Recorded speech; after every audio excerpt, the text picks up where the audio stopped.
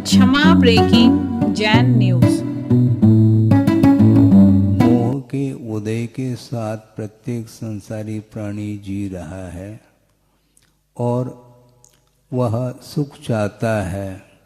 उसके लिए कोई अभिष्ट वस्तु है, उसको प्राप्त करने के लिए वह शरण चाहता है। तो नवजात जो शिशु है वह किसके शरण में जाता है?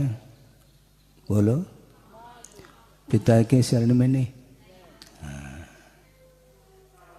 वो माँ के गोद में जाता है। पिता के गोद में जाने से उसे कुछ मिलने वाला नहीं है। शरण पा लेता है तो उसको शांति मिलती है, अभिष्ट वस्तु उसे प्राप्त हो जाती है, तो वह निश्चिंत होकर के सो भी जाता है। ये तो नवजात शिशु की बात हो गई। इसी प्रकार कोई छात्र है, वह किसके शरण में जाता है? विद्या अध्ययन करना चाहता है, ज्ञानार्जन करना चाहता है, ज्ञान ही उसके लिए अभिष्ट वस्तु है। उसको प्राप्त करने के लिए गुरु का आलम्बन आश्रय ले लेता है। इसी प्रकार कोई रुग्ण व्यक्ति है और रोग को दूर करना चाहता है, क्योंकि रोग के कारण ही उसे पीड़ा हो रही है, निरंतर वेदना का अनुभव कर रहा है और उस वेदना और पीड़ा से मुक्त होने के लिए किसका आलम्बन लेता है? माँ का नहीं,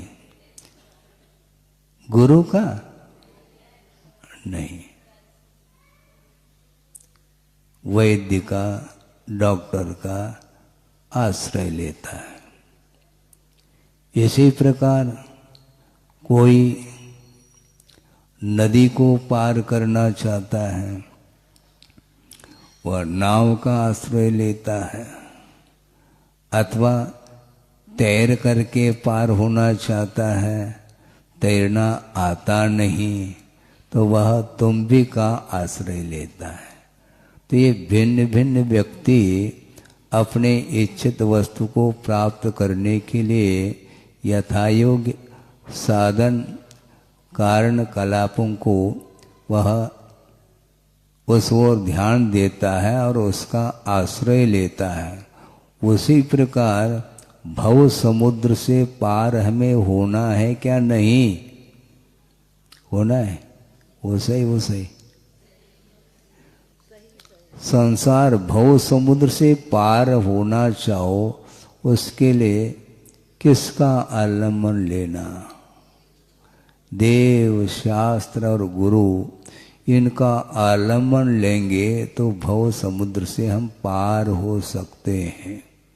और देव, शास्त्र, गुरु का समागम हमें अतीत अनंत काल में कितनी बार समागम हुआ आपको ज्ञात नहीं है, किंतु उनका आलम्बन हमने हृदय से नहीं लिया। आलम्बन लिया तो होगा, किंतु भिन्न भिन्न इच्छाओं की पूर्ति को लेकर के उनका आश्रय लिया है, आधार लिया है और उनकी पूजा आदि भी की है, किंतु भव समुद्र पार नहीं कर पाए। इसमें देव, शास्त्र और गुरु का कोई भी दोष नहीं है, क्योंकि परमार्थभूत है। आगम में देव का भी स्वरूप निर्धारित किया है, आगम का भी स्वरूप निर्धारित किया है और गुरु का स्वरूप भी निर्धारित किया है। तो परमार्थ भूत देव, शास्त्र, गुरु का आलम्बन अथवा समागम प्राप्त करने के उपरांत भी हम भव समुद्र से पार नहीं हो पा रहे हैं। तो साधन को अपनाने मात्र से हम भव समुद्र को पार कर जाते हैं, तो अभी तक क्यों नहीं किया? बड़ा प्रश्न है इसमें। तो उनमें कोई दोष नहीं, नमोकार मंत्र में कोई अशुद्धि नहीं, कोई दोष नहीं, किंतु उनकी आराधना करते हुए भी भव समुद्र से हम पार नहीं हो पाए, इसमें निश्चित रूप से स्वयं का ही दोष माना जाता है। इसलिए अपने दोषों को निष्कासित करना ये शेष रह जाता है। साधन तो मिलते रहते हैं, और साधन का मिलना भी वस्तुतः बिना पुण्य के उदय के संभव नहीं है। धर्म का समागम अथवा पंच परमेष्टि का समागम, इसके लिए भी पुण्य चाहिए, और आप लोग पुण्य संचित करके ही बड़े बाबा के चरणों में बैठे हैं। कुंडलपुर सिद्ध क्षेत्र है,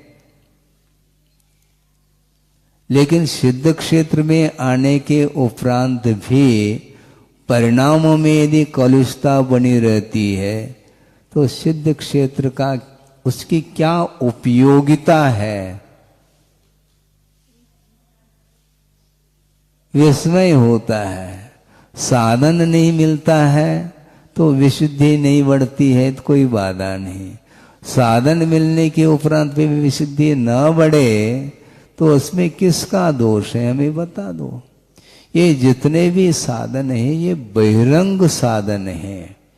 बहिरंग साधन के माध्यम से जो अंतरंग जो राग द्वेषादिक भाव कर्म के उदय में हो रहे हैं, उनको पुरुषार्थ के बल से ही उसका क्षय अधिक किया जाता है, जिसको अंतरंग कारण बोलते हैं।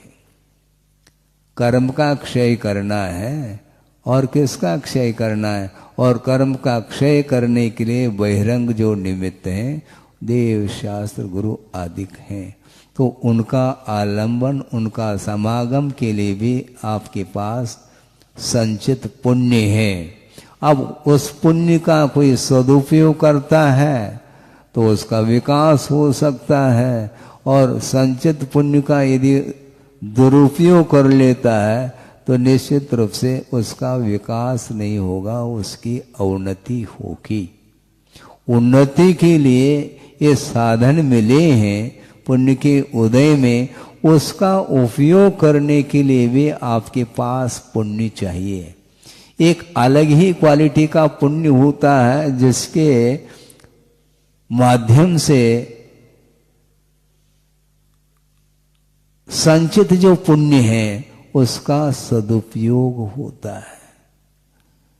शरीर मिला है, निरोग शरीर मिला है, इंद्रियां प्राप्त आपको हैं, आंखें मिली हैं, और उसका उपयोग भी होता है, दुरुपयोग भी होता है। तो दुरुपयोग करने के लिए आंखें मिली है क्या? मात्र विषय सेवन करने के लिए इंद्रियां मिली हैं क्या? मात्र विषयों का उपभोग करने के लिए मन मिला है क्या? सत विचार करने के लिए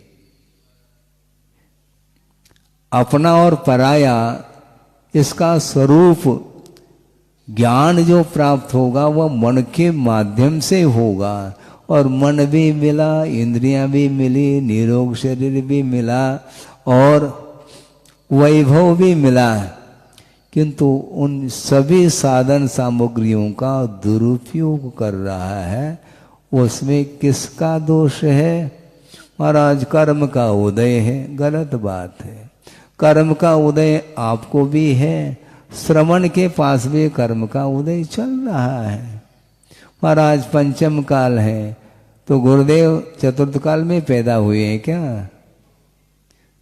50-55 साल तक निर्दोष चर्या का पालन करते हुए अनेक प्रकार के परिश्रमों को सहन करते हुए आत्म कल्याण, आत्मा की साधना, रत्नत्रय की आराधना निरंतर करते रहे, और मात्र आत्म कल्याण करने के लिए एकमात्र पुरुषार्थ नहीं किया, किंतु जो कल्याण करना चाहता है ऐसा जो भव्य जीव आते हैं उनके लिए भी उन्होंने शरण दिया है। लेकिन शरण मिलने के उपरांत भी उसका आप लोग सदुपयोग यदि नहीं करते हैं और मात्र पंचम काल है, आज दीर्घ सनन नहीं है, आदि आदि, ये सारे सारे क्या है? ये बहाना है। और क्या? उनके लिए कौन सा चतुर्थ काल मिला? उनके पास कौन सा दीर्घ सनन मिला? जितना पुण्य लेकर के आए उतना ही पुण्य आपके लिए मिला हुआ है। उसी में एडजस्ट करके अपने को कर्म के क्षय करने के लिए समीचीन पुरुषार्थ, अच्छी दिशा की ओर, मोक्ष मार्ग की अपेक्षा से पुरुषार्थ हमें करना होगा। पुरुषार्थ करके कोई आपको दे नहीं सकता। यहाँ पर देने की बात नहीं। महाराज हमने सुना है भगवान देते हैं, अच्छी बात है, धारणा पक्की है, पक्की महाराज, तो ठीक है ना, 24 घंटा उनके चरणों में रहो, रसोई घर में नहीं जाना है, क्योंकि भगवान देते हैं। कल्पवृक्ष है क्या वो? कल्पवृक्ष की उपमा दे सकते हैं, ये भक्ति वशात सब कुछ किया जा सकता है, किंतु भगवान नहीं देते, ये ध्यान रखो। भोग भूमि पहुंच जाता है जीव, वहां पर जनबिंब है नहीं है ना, तो भगवान कैसे देंगे? यहां से भेजते होंगे। भेजने की बात ही नहीं, आपने पुण्य का संचय किया है, उसके फल को भोगने के लिए वह क्षेत्र मिला है तुम्हें, तो वहां पर इच्छित वस्तु प्राप्त हो जाती है। तो भगवान नहीं देते, भगवान की आराधना करने से पुण्य का संचय होता है, तो पुण्य के उदय में फल सामने मिल जाता है। इसलिए भगवान के सामने आप खड़े होकर के हाथ जोड़ो, भगवान हमारा परिवार फला फूला रहे, दुकान मकान अच्छी चले, तो वो चलाएंगे, मतलब है, दुकान आप खोल दो और वो चलाएंगे, हैं? नौकर रखो ना दुकान में, नौकरों के द्वारा दुकान चलती है और मालिक बैठे बैठे वह देख रेख करता रहता, हलो हलो के माध्यम से वो काम चलाता है, किंतु सामान इधर का उधर उठाधरी जो करते हैं वो नौकर चाकर करते हैं। तो भगवान को किस रूप में स्वीकार करना चाहते हो आप? भगवान कभी भी देंगे नहीं। यदि भगवान देते हैं, इस प्रकार की धारणा बना लोगे, तो प्रश्न ये उठता है कि भगवान की इच्छा आपको संसार में परिभ्रमण कराने की है क्या? भगवान परिभ्रमण से ऊपर उठाना चाहते हैं कि संसार में उलझाना चाहते हैं? उठाना चाहते हैं। फिर उलझ कौन रहे हैं? अपनी तो उलझ रहे हैं। मतलब साधन मिलने के उपरांत भी इसकी वृत्ति सुधर नहीं रही है। सामने प्रभु विराजमान है, सामने गुरु हैं, सामने जिनवानी है, क्षोभम भी है, इसके उपरांत भी उसका सदुपयोग करने के लिए वह पुरुषार्थ नहीं करता। करना चाहिए, तभी ये सारे सारे साधन आपके लिए उपयोगी सिद्ध हो सकते हैं। तो मैं क्या कह रहा था? आलंबन की बात आ रही थी। भिन्न भिन्न व्यक्ति हैं, अपने अपने इच्छित वस्तु को प्राप्त करने के लिए उसी साधन को अपनाते हैं। तो आपको भव समुद्र से पार होना है, तो भगवान पार नहीं कराएंगे, ये ध्यान रखो। महाराज फिर क्या कराएंगे वो? आपको पार होना है तो वो उपस्थित है, उनका दर्शन करो, उनकी पूजा करो, उनकी उपासना करो, उनकी आराधना करो और हृदय से करो, और प्रभु बनने के उद्देश्य को लेकर के करोगे तो भगवान आपके लिए आशीर्वाद देंगे। आशीर्वाद का अर्थ क्या? आपका कार्य हो जाएगा, यही आशीर्वाद माना जाता है। भगवान कभी आशीर्वाद देते नहीं। गुरु भले ही दे देते हैं, ठीक है, भगवान की आज्ञा है, लेकिन भगवान भी कहते हैं उतना ही देना। हाँ, नहीं तो दिन भर आशीर्वाद ही देते रहोगे तो तुम्हारा कल्याण नहीं होगा। कल्याण की दृष्टि से अपने कार्य को छोड़ करके बाहर आते हैं तो थोड़ा सा दे देते हैं, किंतु स्वयं अपना आत्म कल्याण करने के लिए निरंतर वो पुरुषार्थ करते रहते हैं। बिना पुरुषार्थ के न कोई लौकिक कार्य संपादित हो सकता है, न परमार्थ संबंधी कोई कार्य हो सकता है। इसलिए पुरुषार्थ करो, हाथ जोड़ करके बैठो नहीं, हाँ, पुरुषार्थ करो। तो पुण्य का संचय करने के लिए भी पुरुषार्थ चाहिए, संवर और निर्जरा करने के लिए भी पुरुषार्थ चाहिए, और संवर और निर्जरा करने के लिए निरंतर जो कटिबद्ध होता है तो उसके माध्यम से, उस पवित्र परिणामों के माध्यम से पुण्य का अर्जन भी हो जाता है। पुण्य के अर्जन के लिए अलग पुरुषार्थ करो, संवर और निर्जरा के लिए अलग पुरुषार्थ करो, ऐसा कुछ नहीं है। प्रभु की आराधना आप कर रहे हैं तो उस समय पुण्य का संचय भी हो रहा है, और अतीत में अज्ञान दशा के साथ अर्जित जो पाप है, जो सत्ता में बैठा हुआ है, उसका क्षय भी हो सकता है, उसकी निर्जरा भी हो सकती है अपनी भूमिका के अनुरूप। अलग समय की कोई आवश्यकता नहीं, एक ही समय में अथवा एक ही कारण के माध्यम से अनेक कार्य होते हैं, ऐसा आगमकारों का कहना है। ये कैसा महाराज, एक ही कारण और अनेक कार्य हो सकते हैं? हाँ, हो सकता है, क्यों नहीं। अग्नि है, अग्नि के द्वारा क्या क्या कार्य हो रहा है। अग्नि वस्तु को प्रकाशित कर सकती है, अग्नि शीत का निवारण कर सकती है, अग्नि ईंधन को जला सकती है, और अग्नि अन्न को पका सकती है। ये 3-4 कार्य हो गए, और भी बहुत सारे हो सकते हैं।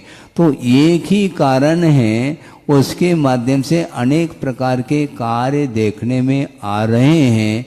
इसलिए पुण्य का संचय करने के लिए जो पवित्र भाव किए हैं, उस पवित्र भाव के माध्यम से पुण्य का भी संचय हो रहा है, और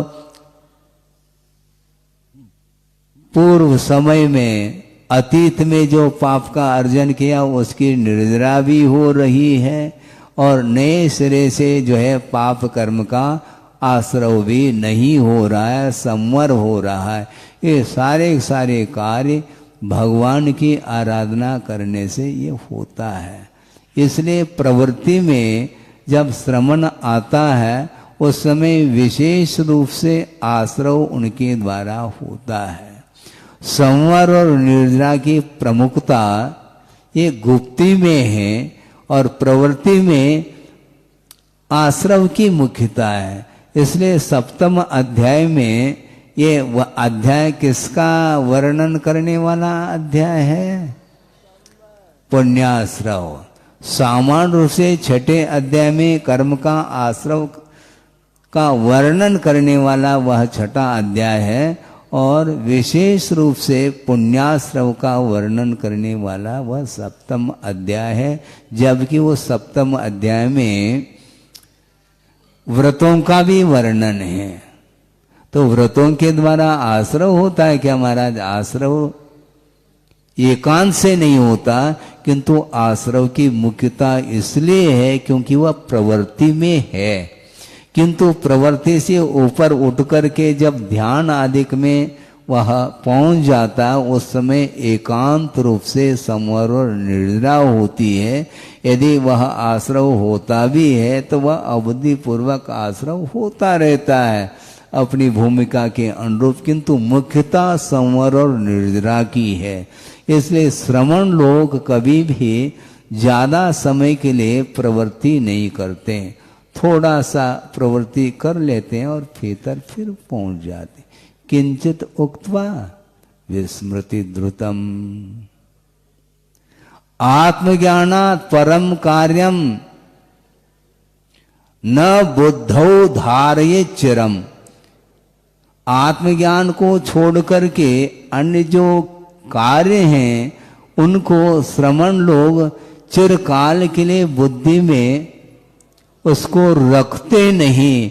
मान लो तत्व चर्चा भी करने का अवसर आ गया किसी के निमित्त को लेकर के, उतने कार्य के लिए वह चर्चा करते हैं, फिर बाद में किंचित वक्ता उसको भी वह रखते नहीं।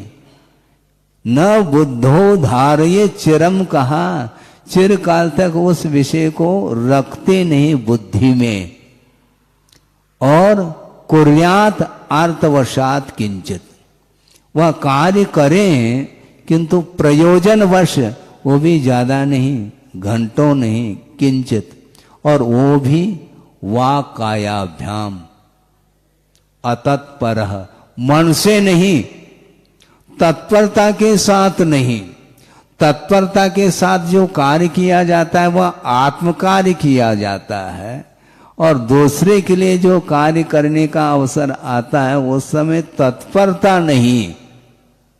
तो हे बुद्धि से करते हैं क्या? हे बुद्धि से भी नहीं करते, किंतु ज्यादा लगाव नहीं, स्नेह के साथ नहीं, धर्मानुराग थोड़ा बहुत रहता है, रहना भी चाहिए, किंतु ज्यादा यदि धर्मानुराग की मात्रा यदि बढ़ेगी फिर वह शुद्धोपयोग से वह दूर होता चला जाता है।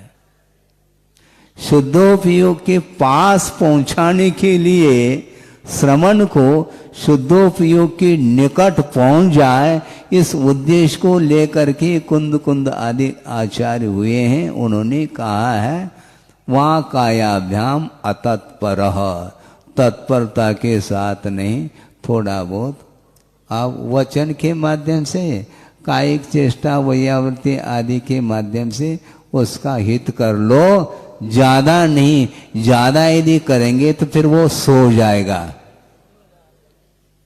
वो निश्चिंत हो जाएगा।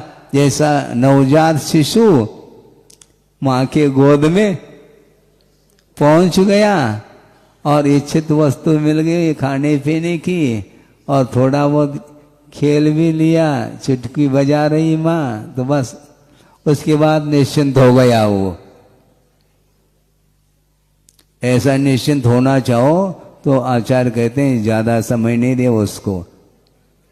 क्या इस प्रकार वह निश्चिंत होना चाहता है तो गुरु कहते हैं ज्यादा समय नहीं देना उसको, वह सोना चाह रहा है, तुम्हारा आश्रय लेकर के वह सोना चाहता है, फिर उसको सोना नहीं मिलेगा। इन्हें स्वर्ण की उपलब्धि है, आत्मज्ञान की उपलब्धि संभव नहीं है। इसलिए अतत्पर सन ऐसा कहा। वाह काया केवल वचनों के द्वारा और कायिक चेष्टा के माध्यम से बता दिया, संकेत आदि के माध्यम से भी कुछ उपदेश होते हैं, आशीर्वाद होता है, कायिक चेष्टा के द्वारा हो सकता है, इतना होता है। कुछ मोटिवेट करने की आवश्यकता होती है, उतना वो कर लेता है। बाकी ये सारा सारा साइड बिजनेस है। हाँ बिल्कुल, गुरु ने ही कहा, हम बाद में कह रहे हैं, कहा उन्होंने पहले। ये साइड बिजनेस से मेन बिजनेस जो है वह आत्म कल्याण करना है, शुद्धोपयोग।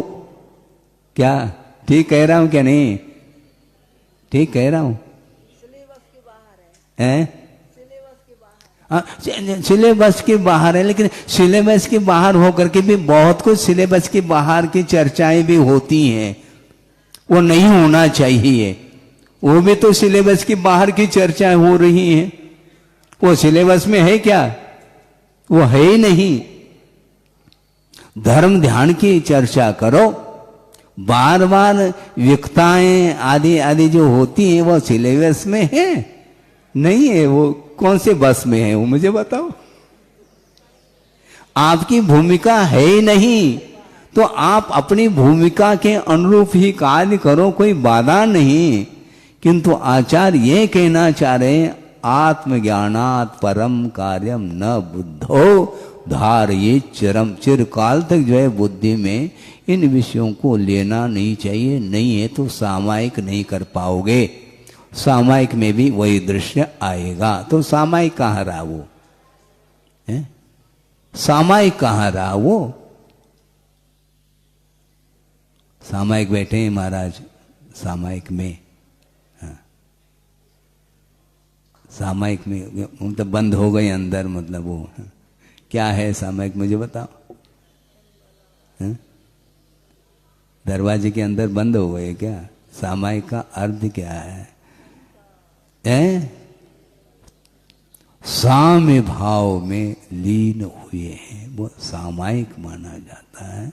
इसलिए गुरुदेव बार बार कहते हैं हमें भक्त प्रत्याख्यान भी करना है और भक्तों का भी प्रत्याख्यान करना है, ये उन्होंने कहा है। कहाँ कहा है ये भी मुझे ज्ञात है, उससे कोई प्रयोजन नहीं। कहीं भी कहें कहा उन्होंने, हमें याद है। बाकी सारे मान लो भूल जाएं, कोई बाधा नहीं, किंतु जो लक्ष्य तक पहुंचने के लिए जो प्रयोजन भूत तत्व उन्होंने दिया है उसको कभी भी हम विस्मृत होने नहीं देंगे। ये साइड बिजनेस है और मेन बिजनेस जो है आत्म कल्याण करना है। ये सत्विकल्प हैं, होना चाहिए, भूमिका के अनुरूप वो होते हैं, किंतु जीवन भर साइड बिजनेस में ही लगेगा, फिर उसको केवल ज्ञान का लाभ नहीं होगा। ये उतना ही सत्य है। चाहे वो गणधर परमिष्टि हो, चाहे कोई सामान्य जो है श्रमण हो, चाहे रिद्धिधारी श्रमण हो, चाहे कोई भी हो, प्रवृत्ति को जब तक समेटेगा नहीं तब तक उसके लिए कोई भी रास्ता मिलने वाला नहीं। हाँ। ये उद्देश्य में ये रहता है, मेन बिजनेस अलग है और साइड बिजनेस अलग है, होता है। तो इसी प्रकार साधक को हमेशा अपने ध्रुव जो लक्ष्य है, एम है, उसको भूलना नहीं चाहिए।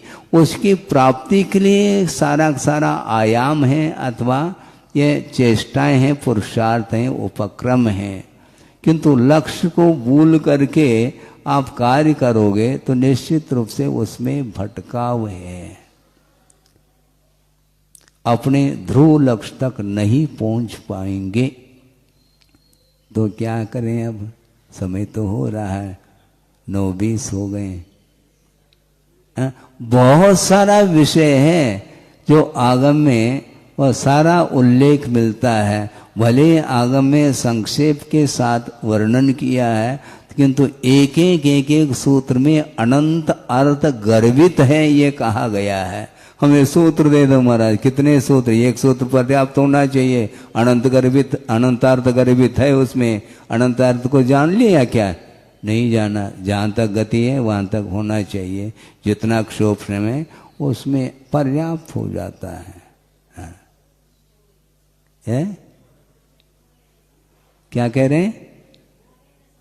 अब है कितना, इसको ले लो और कोई भी ले लो, है क्या? आखिर सूत्र है, संकेत है, उसमें हमें थोड़ी उलझना है।